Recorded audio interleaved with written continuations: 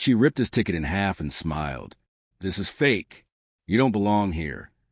What she didn't know, he owned the airline, and the impossible decision he made 15 minutes later is why 40 million people can't stop watching this. The sound of paper ripping cut to the cabin like a knife. Daniel Foster stood frozen in the aisle of the plane, staring at the torn pieces of his first-class ticket floating to floor like confetti. Around him, passengers leaned forward in their seats, mouths hanging open. Some held up their phones, recording. Others whispered behind their hands. The flight attendant, Stella Ross, held the two halves of his ticket in her fists. Her face was red, her lips pressed into a thin, angry line. "This ticket is fake," she announced loudly. "Sir, you need to leave this aircraft immediately before I call security." Daniel's heart pounded in his chest. He could feel every pair of eyes on him. His black T-shirt suddenly felt too casual, his jeans too worn. He opened his mouth to speak, but his throat felt dry. "Ma'am, I purchased that ticket myself," he said quietly. "It's real. I can show you." "I don't need to see anything," Stella interrupted, crossing her arms. "I've been doing this job for 12 years.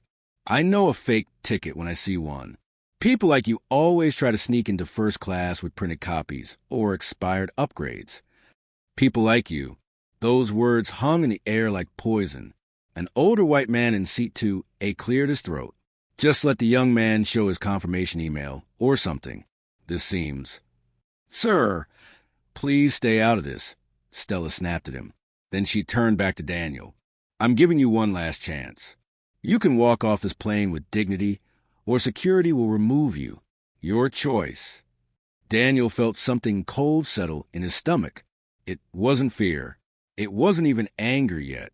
It was something older, something familiar. He'd felt it before.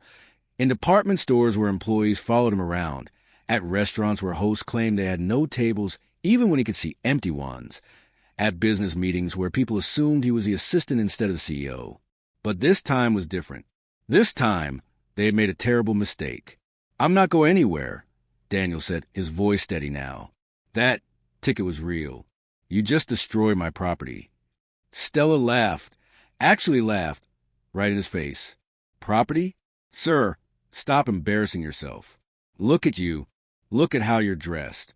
Does this look like someone who can afford a $2,400 first-class ticket?" A woman in seat 1C whispered something to her husband. A teenage girl in the row behind them giggled nervously. Daniel felt heat rising in his face, but he kept his expression calm. His grandmother's voice echoed in his mind. "Baby, when people try to make you small, you stand tall. You show them who you really are." "I'd like to speak to the flight manager," Daniel said. "Oh, you want to speak to the manager?" Stella's voice dripped with sarcasm. She pulled out her radio. "Fine. Let's get this over with." She pressed a button. "Hey, Mike?" "Yeah, we have a situation in first class. I need you up here. Now." While they waited, the cabin stayed uncomfortably silent. Daniel could hear his own breathing. A baby cried somewhere in economy. The air conditioning hummed. A man in a crisp pilot's uniform appeared from the cockpit. He looked annoyed. "What's going on, Stella?" he asked. "This gentleman tried to board with a fake first-class ticket," Stella explained, gesturing at Daniel like he was a piece of trash someone had left in the aisle. "I've asked him multiple times to leave, but he's refusing."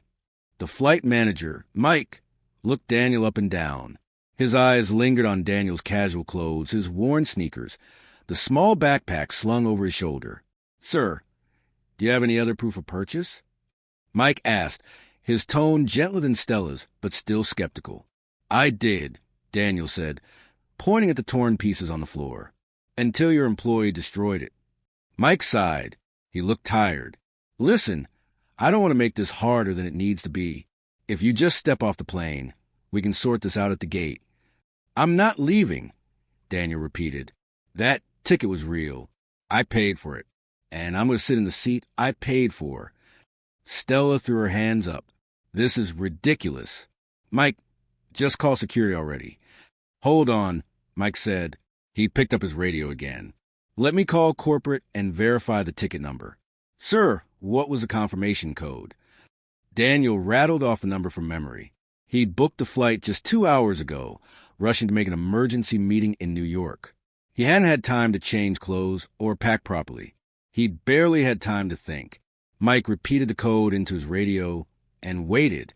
The seconds stretched out like hours. Stella tapped her foot impatiently. "This is such a waste of time," she muttered. Then Mike's radio crackled to life. "Mike? Yeah, we found the ticket in the system." Stella smiled triumphantly. "See? I told you it was." "It's real," the voice on the radio continued. "Purchased at 2:47 p.m. today. First class, one way to JFK. And, Mike, you're not going to believe whose name is on the account." Mike's face went pale. "Whose?" "Daniel Foster. The Daniel Foster. Sir, he's a majority shareholder of the airline. He bought 51% of the company's shares last month. I'm looking at his photo right now. That's him. That's the owner." The radio fell silent. Stella's mouth dropped open. Mike's hand started to shake. And Daniel Foster, the man they'd humiliated, the man whose ticket they'd torn, the man they'd tried to throw off the plane, simply stood there, watching the realization wash over their faces like ice water. He didn't smile. He didn't gloat. He just waited, because in about 15 minutes, everything was about to change. If you believe everyone deserves respect regardless of how they dress, hit the like button right now. Have you or someone you know ever been judged by appearance? Comment your story below. Subscribe if you think racism has no place in the skies, or anywhere else. Daniel watched as the color drained completely from Stella's face. Mike's hand trembled so badly that he nearly dropped the radio. He tried to speak, but only a strange choking sound came out. Finally, he managed to whisper, "Mr. Foster, I had no idea." "Of course you didn't," Daniel said softly. His voice was calm, but there was something underneath it. Something hard and cold like steel. That was the problem. Stella stood frozen, still holding the torn pieces of his ticket. Her confident smirk had vanished. Now she looked like someone who just realized they'd stepped off a cliff. "Sir, there's been a terrible misunderstanding," she stammered, her voice suddenly small and shaky. "I was just following protocol. We have to check tickets carefully because sometimes people do try to—" "Following protocol?" Daniel interrupted quietly. "Is it protocol to tear a passenger's ticket before verifying it? Is it protocol to humiliate someone in front of full cabin? Is it protocol to call someone a liar without even checking?" Stella's mouth opened and closed like a fish gasping for air. The passengers who had been watching the drama were now completely silent. The teenage girl who'd giggled earlier now stared at her lap, her face red with shame.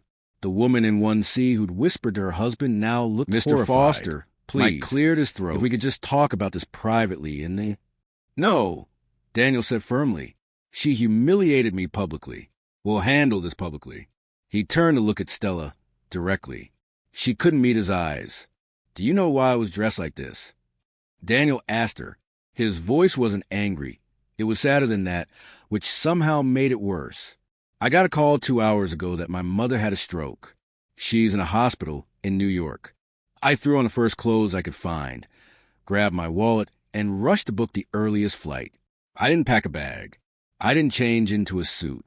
I didn't think about how I looked because I was thinking about whether my mother would still be alive when I landed." Stella's eyes filled with tears. I didn't know."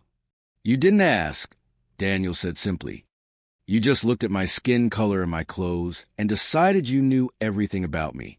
You decided I didn't belong. You decided I was lying. You decided I was a criminal." The word criminal hung in the air like smoke. "That's not—" Stella started, but her voice broke. I didn't mean—" "Yes, you did," Daniel said, and there was no anger in his voice, just exhaustion, just the deep bone-tired weariness of someone who'd had this conversation too many times. "Maybe you didn't mean to be cruel. Maybe you didn't wake up this morning planning to hurt someone, but you did it anyway. And that's almost worse, isn't it? Because it means this is just normal for you." A heavy silence fell over the cabin. Daniel bent down, and picked up the torn pieces of his ticket from the floor. He held them in his palm, looking at them like they were something precious and broken. In his mind, memories flickered like an old movie. His grandmother taking him to his first plane ride when he was 7, telling him he could go anywhere in the world if he worked hard enough. His first business class upgrade at 25, feeling like he'd finally made it, buying his first company at 30. And then just last month, sitting in a boardroom signing papers to become the majority owner of Heritage Airlines, the same airline his grandmother had worked for as a cleaning lady 40 years ago. He bought the airline partly as an investment, yes, but mostly as a tribute to her. She died never seeing the inside of first class, even though she cleaned those seats 1,000 times.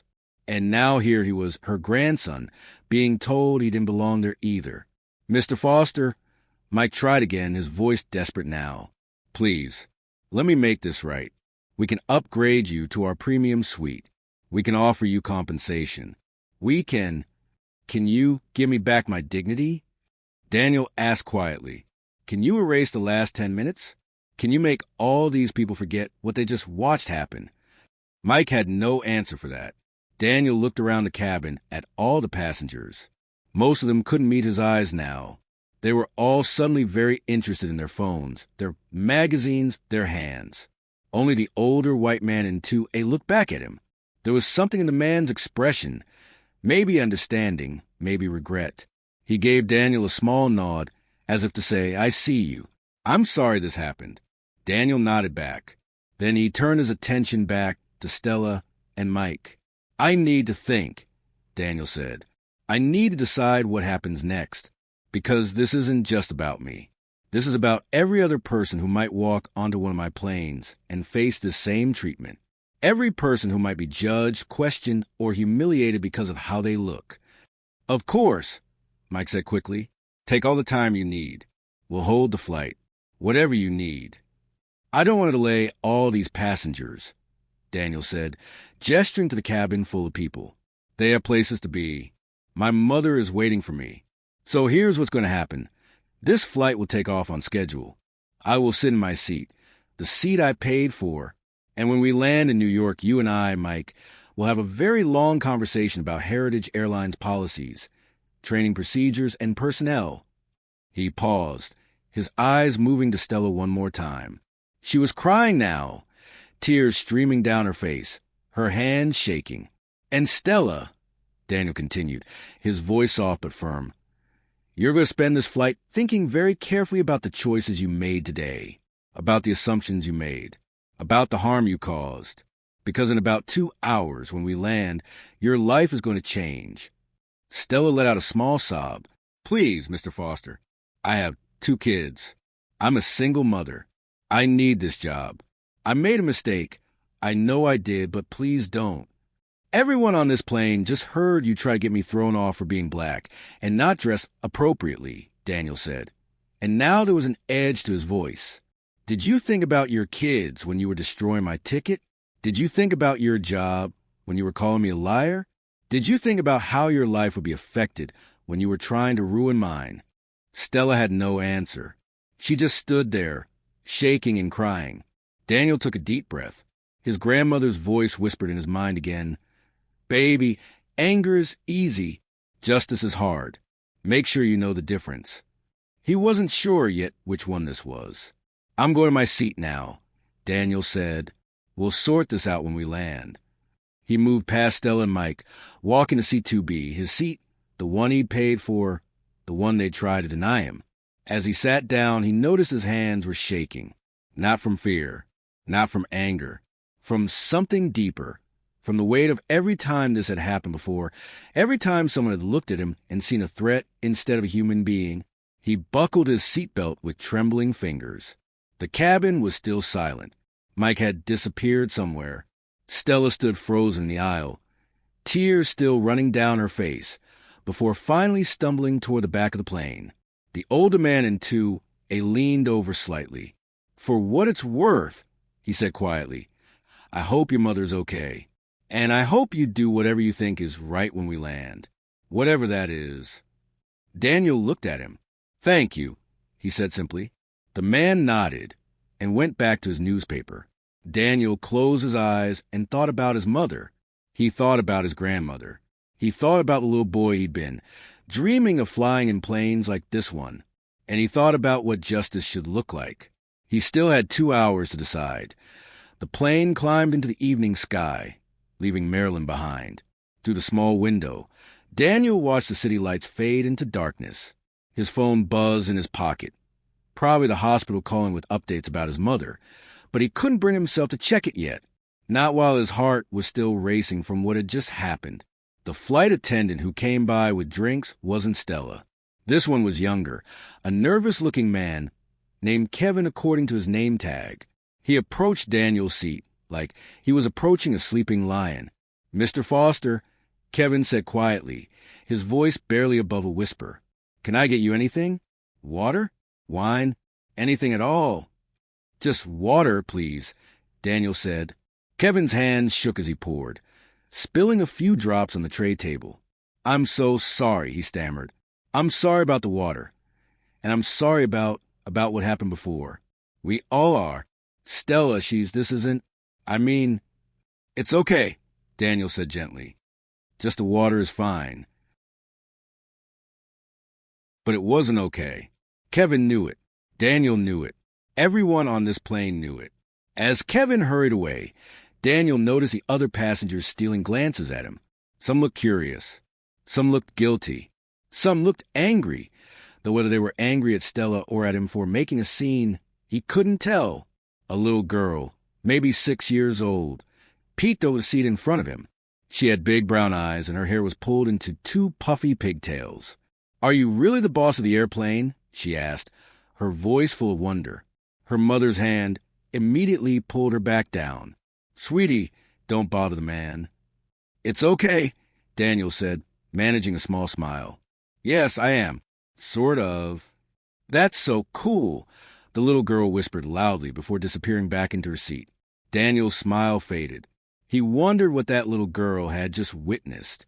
He wondered what lessons she learned today about how the world worked, about who belonged where, about what happened when you looked a certain way. His phone buzzed again. This time he checked it.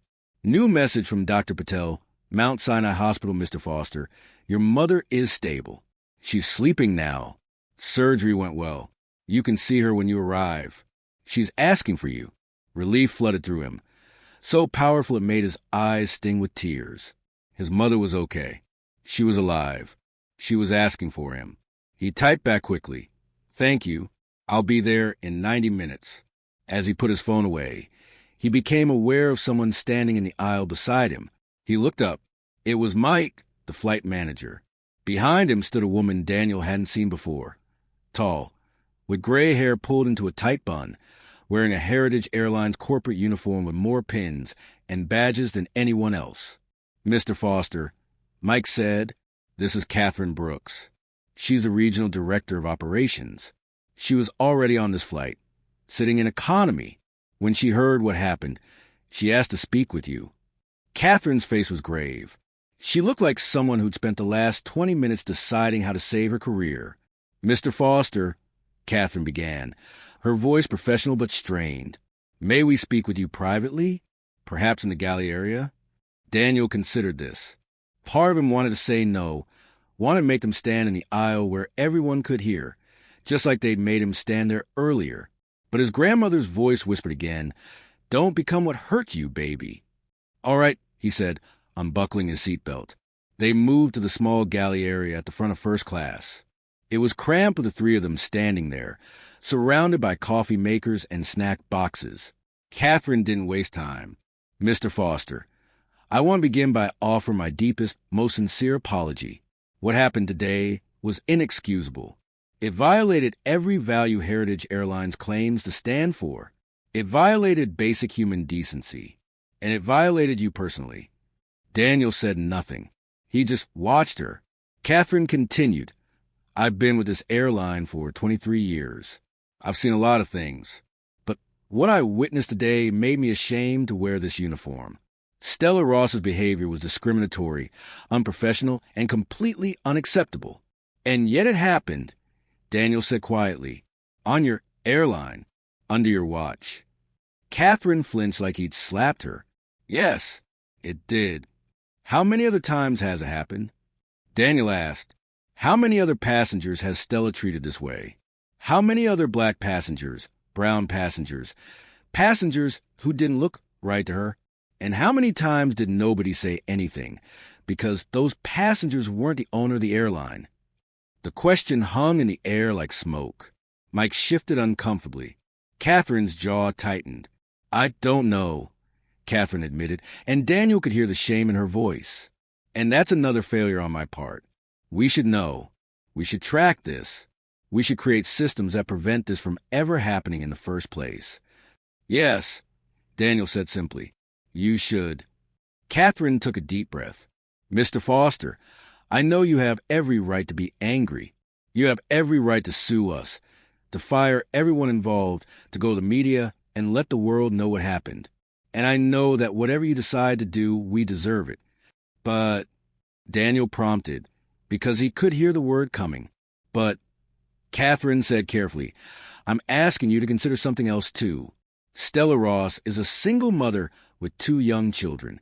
She's been with us for 12 years. I'm not saying that excuses what she did. It doesn't, but she's not a monster. She's a person who made a terrible mistake based on prejudices she probably didn't even know she had. Daniel felt anger flash through him, hot and sudden. So I'm supposed to feel sorry for her? After she humiliated me? After she literally tore up my ticket and tried to have me removed from the plane like I was trash? No, Catherine said firmly. I'm not asking you to feel sorry for her. I'm asking you to decide what kind of justice you want. What does that mean? Daniel asked. Catherine met his eyes. Do you want punishment or do you want change? The question hit Daniel like a physical blow. Because here's the truth, Catherine continued. You can fire Stella. You can fire me. You can fire Mike and everyone else involved. And it would be justified. Completely justified.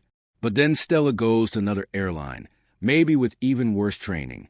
And we hire someone new who might have the same prejudices, but is better at hiding them. And nothing actually changes. So what are you suggesting? Daniel asked, his voice hard. Training, Catherine said. Real training. Not the half-day diversity seminar we currently do where everyone sits on their phones and doesn't pay attention. I mean mandatory, comprehensive anti-bias training for every single employee.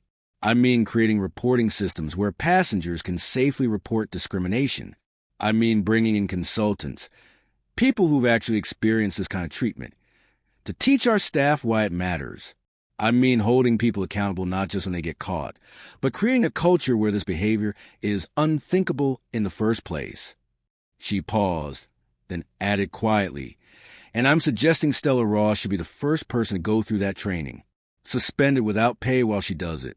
And if she doesn't complete it, or if she ever treats another passenger this way again, then she's fired. No second chances. Daniel was quiet for a long moment. Mike spoke up nervously. Mr. Foster, I know this is a lot to process, and your mother is waiting for you. You don't have to decide anything right now. Yes, I do, Daniel said, because in about an hour we're going to land. And the moment we do, someone is going to leak what happened today to the press. Someone on this plane recorded it. I saw at least 3 phones pointed at me. By tomorrow morning, this will be everywhere. And everyone will want to know what the black man who owns the airline did to the white flight attendant who discriminated against him. Catherine nodded slowly. You're right. So I need to decide now, Daniel continued. I need to decide what kind of man I am, what kind of leader I am, what kind of example I want to set. He thought about his grandmother again. She'd spent her whole life cleaning planes, invisible to the passengers who sat in seats she'd scrubbed. She'd faced discrimination every single day and never had the power to fight back. But Daniel had power now. The question was, how would he use it?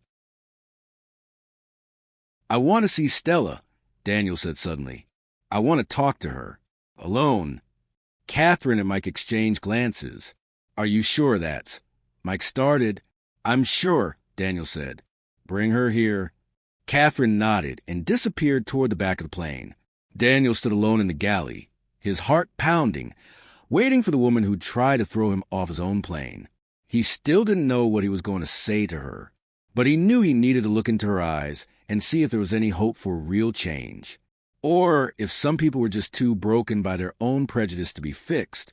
Stella appeared in the galley doorway, looking like she'd aged 10 years in the last hour. Her eyes were red and swollen from crying.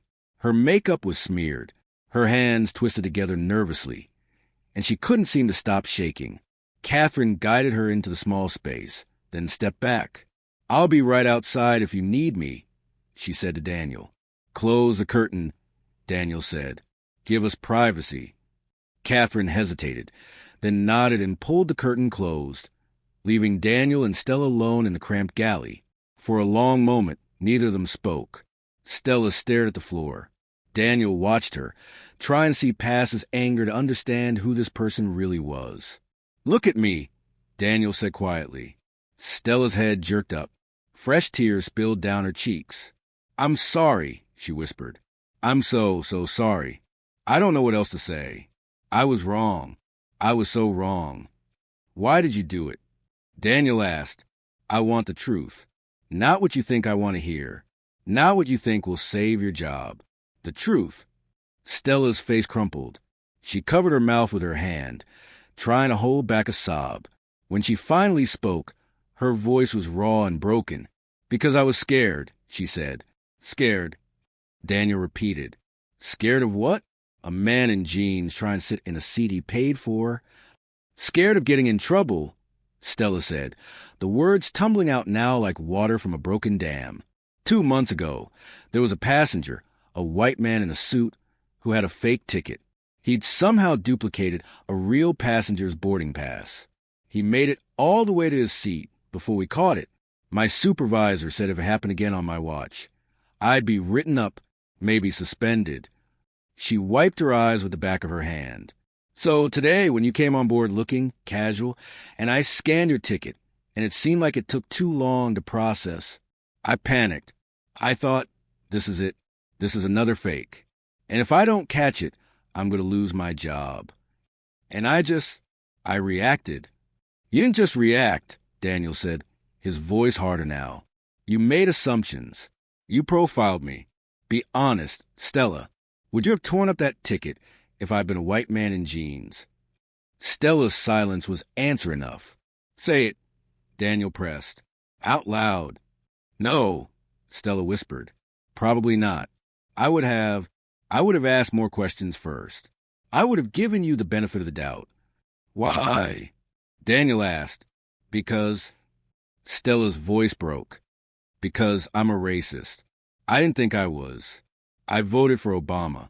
I have black friends, or I thought I did.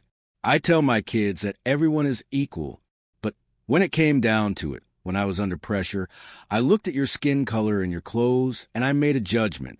I saw a threat instead of a person. And that makes me exactly what I always swore I'd never be." She was sobbing now, her whole body shaking. "My daughter is 8, she continued through her tears. "Last month, she came home from school crying because some kids told her that her best friend, a black girl named Maya, couldn't come to her birthday party. And I was so angry. I called those parents and told them they were raising bigots. I felt so righteous, so sure that I was one of the good ones." She looked up at Daniel with desperate, pleading eyes. "And then today I did the exact same thing to you. I became the villain in someone else's story. I became the person my daughter will be ashamed of when she's old enough to understand what I did." Daniel felt something shift in his chest. Not forgiveness, not yet, but recognition. He'd seen this before. The moment when someone's self-image shattered and they had to face who they really were. "Do you know why I bought this airline?" Daniel asked. Stella shook her head, confused by the question. "My grandmother worked here," Daniel said. "For 30 years, she cleaned these planes. First class, business class, economy.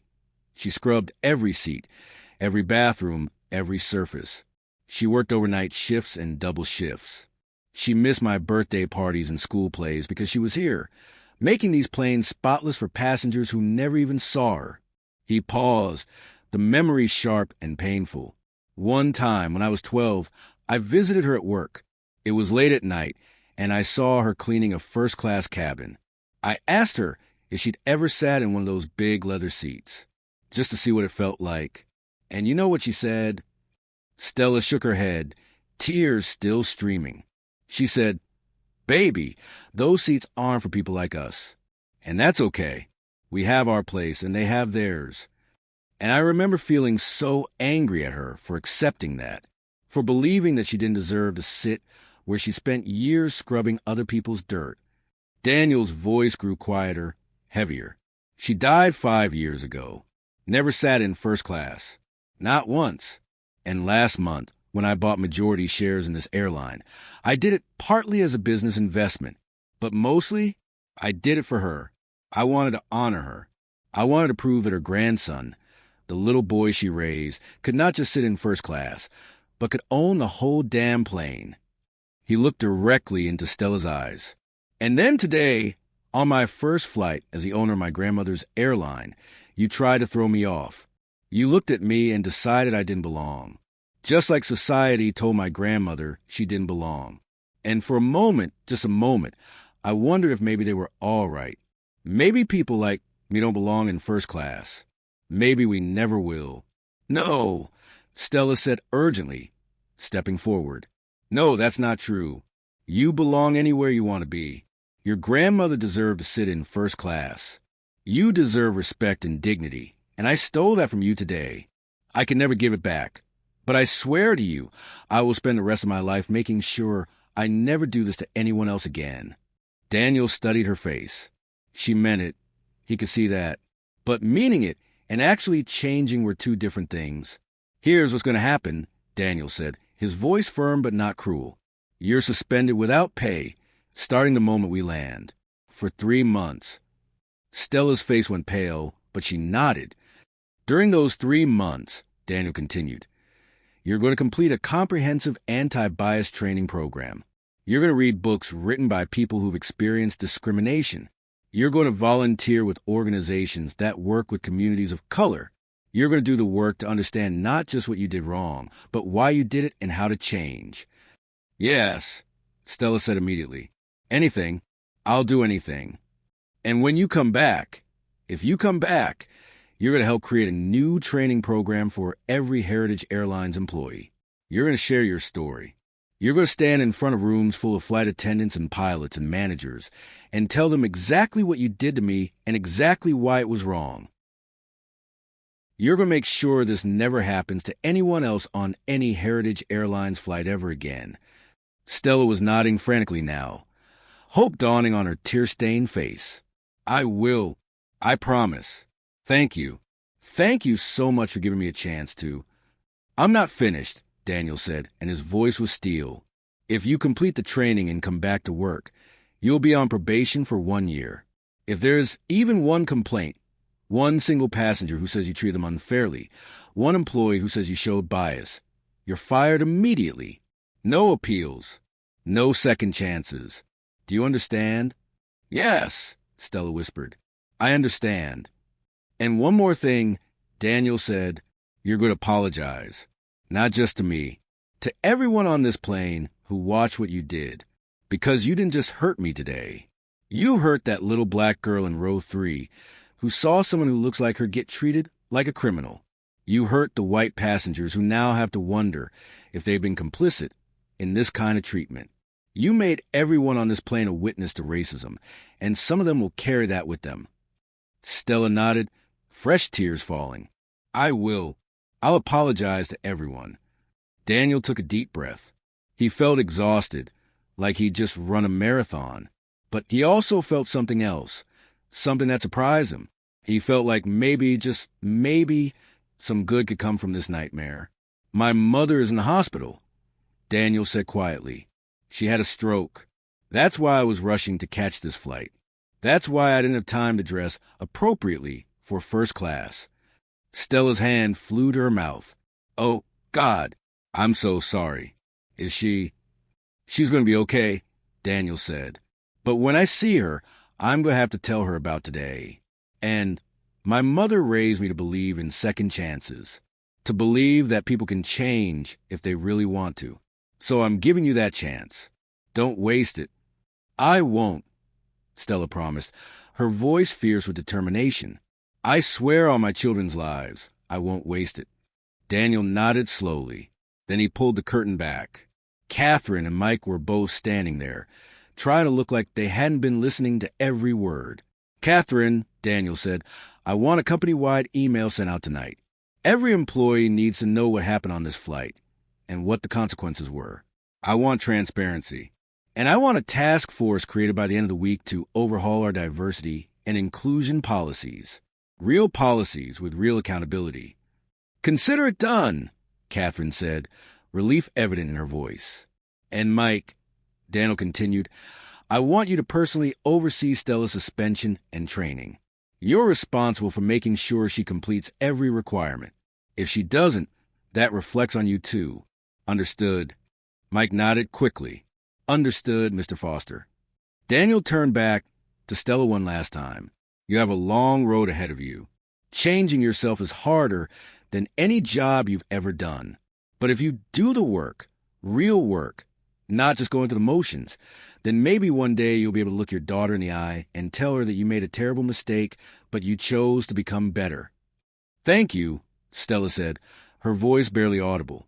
Thank you for seeing me as human too. Daniel didn't respond to that. He just walked past her, back to his seat in row 2B. As he sat down and buckled his seatbelt, the pilot's voice came over the intercom. Ladies and gentlemen, we'll be beginning our descent into New York in approximately 20 minutes. Please return to your seats and prepare for landing.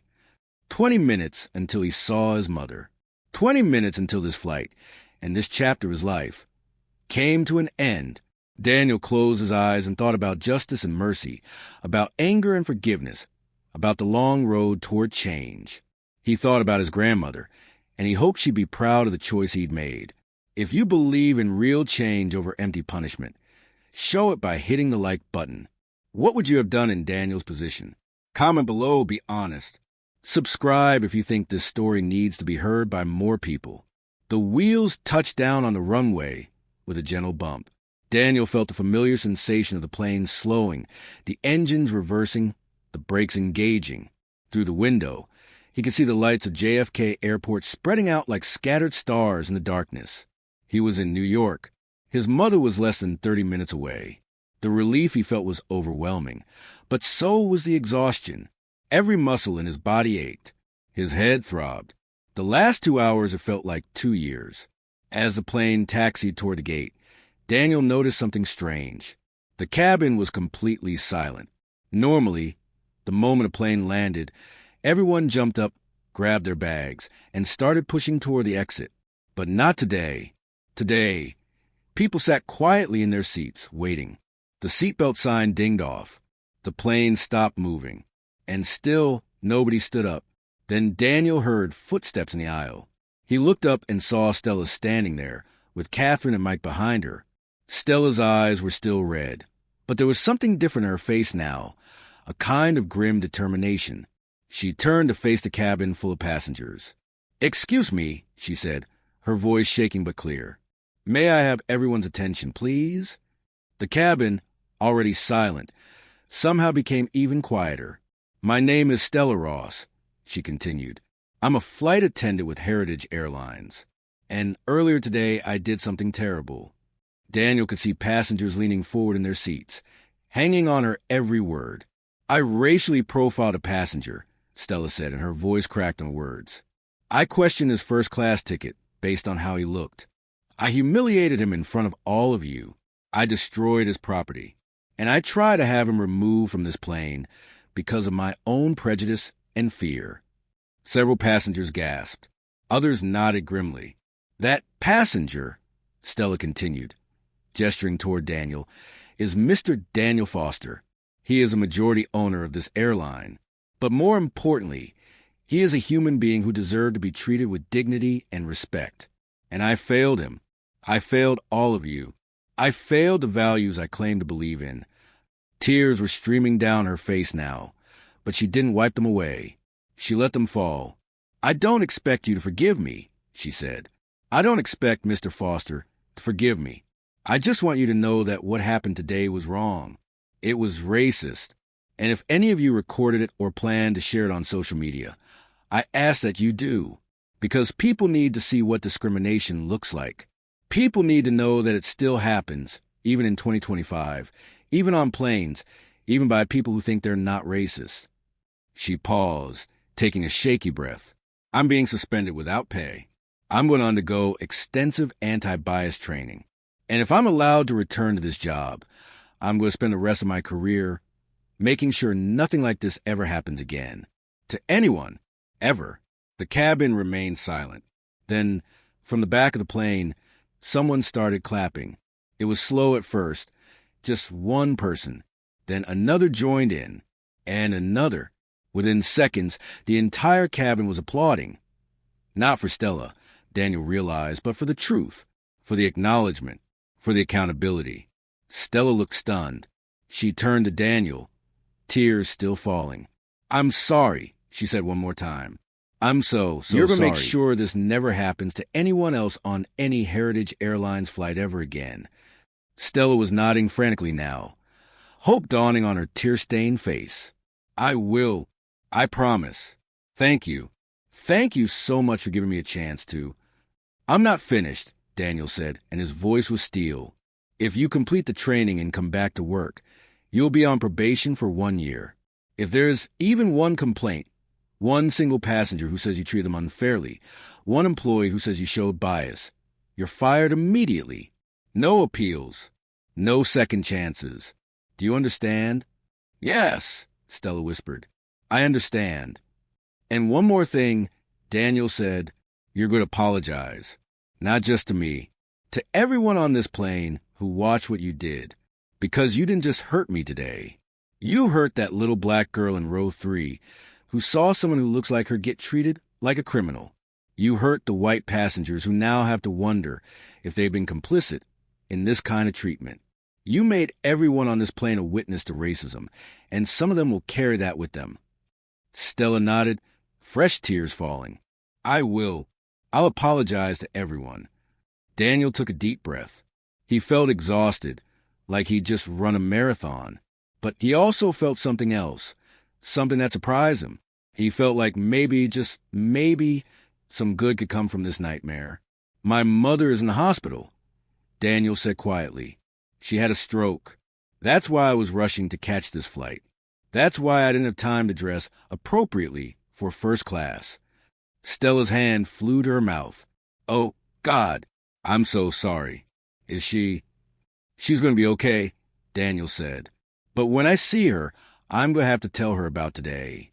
And my mother raised me to believe in second chances, to believe that people can change if they really want to. So I'm giving you that chance. Don't waste it. I won't, Stella promised, her voice fierce with determination. I swear on my children's lives, I won't waste it. Daniel nodded slowly. Then he pulled the curtain back.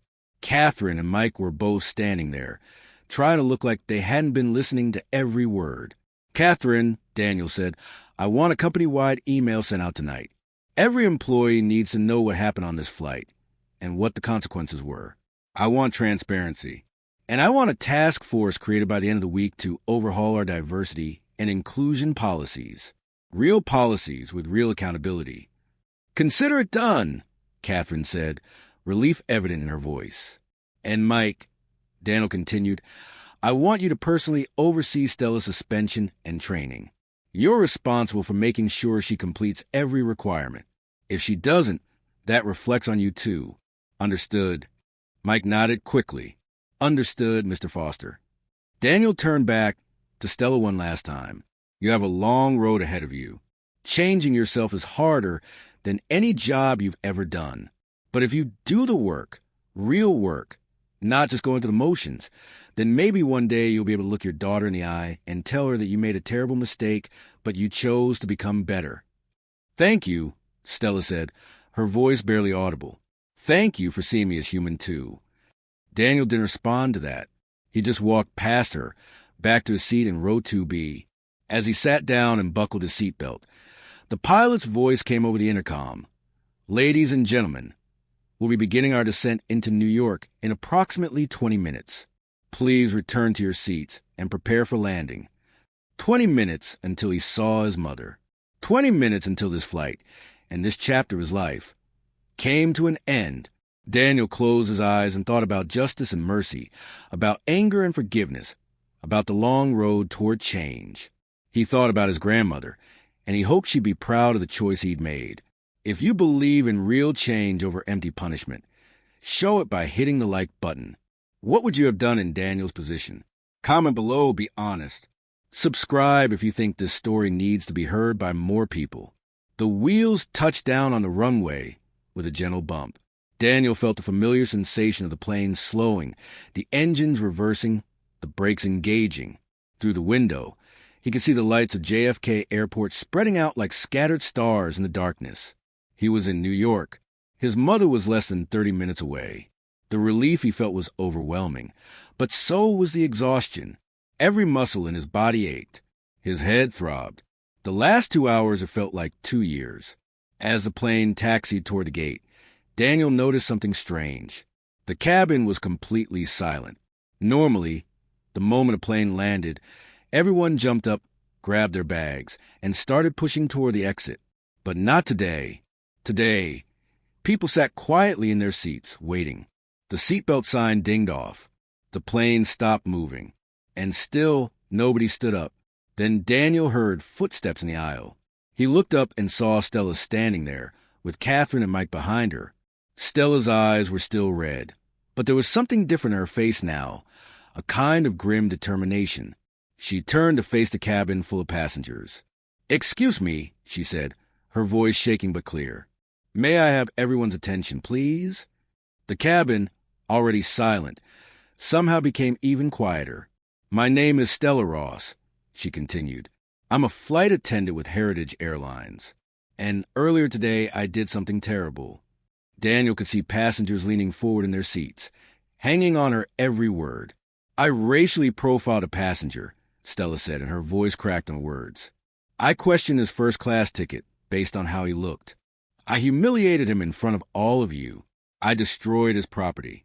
And I tried to have him removed from this plane because of my own prejudice and fear." Several passengers gasped. Others nodded grimly. "That passenger," Stella continued, gesturing toward Daniel, "is Mr. Daniel Foster. He is a majority owner of this airline. But more importantly, he is a human being who deserved to be treated with dignity and respect. And I failed him. I failed all of you. I failed the values I claimed to believe in." Tears were streaming down her face now, but she didn't wipe them away. She let them fall. "I don't expect you to forgive me," she said. "I don't expect Mr. Foster to forgive me. I just want you to know that what happened today was wrong. It was racist. And if any of you recorded it or plan to share it on social media, I ask that you do, because people need to see what discrimination looks like. People need to know that it still happens, even in 2025, even on planes, even by people who think they're not racist." She paused, taking a shaky breath. "I'm being suspended without pay. I'm going to undergo extensive anti-bias training. And if I'm allowed to return to this job, I'm going to spend the rest of my career making sure nothing like this ever happens again. To anyone, ever." The cabin remained silent. Then, from the back of the plane, someone started clapping. It was slow at first, just one person. Then another joined in, and another. Within seconds, the entire cabin was applauding. Not for Stella, Daniel realized, but for the truth, for the acknowledgement, for the accountability. Stella looked stunned. She turned to Daniel, tears still falling. "I'm sorry," she said one more time. "I'm so sorry." Daniel stood up. The applause faded as everyone watched to see what he would do. He walked toward Stella slowly, deliberately. She stood frozen, waiting. When he reached her, he extended his hand. "Don't let me down," he said quietly. "Don't let your daughter down. Do the work." Stella took his hand, shaking it with both of hers. "I will," she promised. "I swear I will." Daniel nodded, then released her hand and moved past her toward the exit. As he walked down the aisle, something unexpected happened. Passengers started standing up, not to leave, but to acknowledge him. Some nodded respectfully. Others murmured quiet words of support. "Thank you for handling that with grace," said the older man from 2A. "I'm sorry you had to go through that," said the woman from 1C, shame evident in her voice. The little girl with the pigtails peeked over her seat again. "You're really brave," she said, her big brown eyes serious. "My mommy said so." Daniel's throat tightened. He managed a small smile. "Thank you, sweetheart. You're brave, too." As he stepped off the plane and into the jet bridge, Catherine caught up with him. "Mr. Foster," she said, slightly out of breath, "I know you need to get to your mother, but I want you to know what you did back there. That took incredible strength, not just for yourself, but for everyone who will fly Heritage Airlines from now on. You could have destroyed us. Instead, you're giving us a chance to be better. Don't thank me yet." Daniel said, "I meant what I said. I want real change, not just nice words and promises. I want policies, training, accountability, and regular audits. I want exit interviews with passengers. I want anonymous reporting systems. I want data on complaints tracked by race, gender, and disability. And I want that task force report on my desk in 2 weeks." "You'll have it," Catherine promised. Daniel nodded and continued walking. He made his way through the terminal, dodging travelers and airport workers. His phone buzzed constantly. Already news was spreading. Someone had posted a video. Someone else had tweeted about it. The story was going viral. But Daniel ignored it all. Right now, there was only one person he needed to see. 35 minutes later, Daniel pushed open the door to room 847 at Mount Sinai Hospital. The room was dim, lit only by the soft glow of medical monitors. In the bed lay his mother, Eleanor Foster, looking smaller and frilier than he'd ever seen her. But her eyes were open, and when she saw him, they filled with tears. "Daniel," she whispered. He rushed to her side, taking her hand carefully, mindful of the 4 tubes. "Mom, I'm here. I'm here." "I knew you'd come," she said, her voice weak but steady. "You always come." They sat in silence for a moment, just holding hands, grateful to be together. Then Eleanor's eyes sharpened, focusing on his face. "Something happened," she said. It wasn't a question. Daniel hesitated. He didn't want to burden her with this, not when she was recovering from a stroke. But his mother squeezed his hand. "Tell me." So he did. He told her everything. Stella, the torn ticket, the humiliation, the conversation, the decision he'd made. When he finished, Eleanor was quiet for a long time. Daniel watched the monitors beep, tracking her heartbeat, wondering what she was thinking. Finally, she spoke. "Your grandmother would be proud," she said softly. Daniel felt his eyes burn with tears. "You think so?" "I know so," Eleanor said. She always said the hardest thing in the world wasn't getting power. It was using it wisely, using it to lift people up instead of tearing them down. You could have destroyed that woman today. Lord knows she deserved it. But instead, you chose to teach her, to change her. That's the kind of man your grandmother raised you to be. "I'm not sure I made the right choice," Daniel admitted. "Part of me wanted to fire everyone. Part of me wanted revenge." "That's what makes it the right choice," Eleanor said. "Because you felt the anger but chose something bigger than it. That's not weakness, baby. That's strength." Daniel laid his head gently on his mother's shoulder, careful not to disturb her wires and tubes. She stroked his hair the way she'd done when he was a little boy. "Are you scared?" he asked quietly. "About the stroke? About what happens next?" "No," Eleanor said. "I'm not scared, because I know that when I'm gone, you'll still be here, still fighting, still trying to make the world better. And that's all a mother can ask for." "You're not going anywhere," Daniel said fiercely. "Not for a long time." Eleanor smiled. "Well, I better not. I want to see what you do with that airline. I want to read about it in the papers. Eleanor Foster's son changes a whole damn industry. That's the headline I'm waiting for." Daniel laughed despite his tears. "No pressure, right?" "None at all," Eleanor said, grinning. Then her expression grew serious. "But Daniel, promise me something. Anything. Promise me you won't let this one incident define you.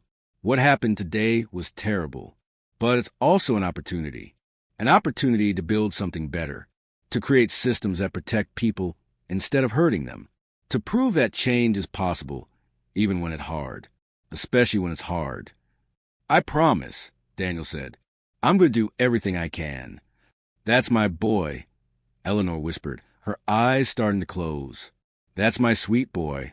Daniel sat with her until she fell asleep, listening to the steady rhythm of her breathing, feeling grateful beyond words that she was still here, still fighting, still believing in him. 3 months later, Daniel stood in a conference room at Heritage Airlines headquarters in Maryland. In front of him sat 50 flight attendants, pilots, and ground crew members, the first group to undergo the new mandatory anti-bias training program. And standing beside him, ready to share her story, was Stella Ross. She looked different now. Smaller, somehow, humbler, but also stronger, like someone who walked through fire and come out changed on the other side. "Good morning," Daniel said to the room. "Thank you all for being here. I know this training is mandatory, and I know some of you probably don't think you need it. You might be thinking, I'm not racist. I treat everyone the same. Why do I have to sit through this?" He paused, looking at each face. 3 months ago, I would have told you that Stella Ross probably thought the same thing. She had black friends. She voted for progressive candidates. She raised her children to believe in equality. And then one day, she racially profiled me on one of our flights. She humiliated me. She tried to have me removed from a plane I own. The room was completely silent. "She's going to tell you that story today," Daniel continued. "Not because I want to punish her, but because her story, our story, is going to save someone else from experiencing what I experienced. It's going to prevent the next moment of discrimination. It's going to make Heritage Airlines what it should have always been, a place where everyone is treated with dignity and respect, regardless of what they look like." He stepped back, and Stella stepped forward. Her hand was shaking, but her voice was steady. "My name is Stella Ross," she began, "and I need to tell you about the worst day of my life. The day I became the villain in someone else's story. The day I learned that good intentions don't matter if your actions cause harm." As Stella spoke, sharing every painful detail, Daniel watched the faces in the room. He saw recognition, understanding, discomfort, shame, and he saw the first glimmers of change. It wouldn't happen overnight. Changing an entire company's culture never did. But it was happening. One conversation at a time. One training session at a time. One choice at a time. 6 months after that terrible flight, Daniel sat in his office overlooking the runway at BWI Airport. Through the window, he watched Heritage Airlines planes taking off and landing, carrying passengers to destinations all over the world. His phone buzzed. A text from his mother, now fully recovered and back to sending him motivational quotes at random times. "Mom, the arc of the moral universe is long, but it bends toward justice. Dr. King, keep bending it. Baby, love you." Daniel smiled and typed back, "Love you too, Mom." Another message appeared, this one from Catherine Brooks. "Catherine, quarterly report is in. Passenger complaints about discrimination are down 73%. Employee satisfaction scores up 41%. And we just won an industry award for Best Diversity and Inclusion Program. We're doing it, Daniel. We're actually doing it." Daniel leaned back in his chair and closed his eyes. He thought about his grandmother, cleaning these planes in the middle of the night, never complaining, always believing that hard work would lead somewhere better. He thought about that little girl with the pigtails, asking if he was really the boss of the airplane, her eyes full of wonder and possibility. He thought about Stella Ross, who now traveled to other airlines sharing her story, helping other companies build better training programs, turning her worst mistake into a force for change. And he thought about that terrible day 6 months ago, standing in the aisle of his own plane, holding torn pieces of his ticket, wondering if he would ever truly belong. The answer, he realized now, wasn't about belonging. It was about building systems that protected people instead of harming them, building cultures that valued dignity over appearances, building a world where his grandmother's great-grandchildren would never have to wonder if they belonged in first class or anywhere else. The work wasn't finished. It would never be completely finished, but it was happening, and that was enough for today. Daniel opened his eyes and looked out the planes on the runway. His planes, his grandmother's legacy, his mother's pride, and he got back to work.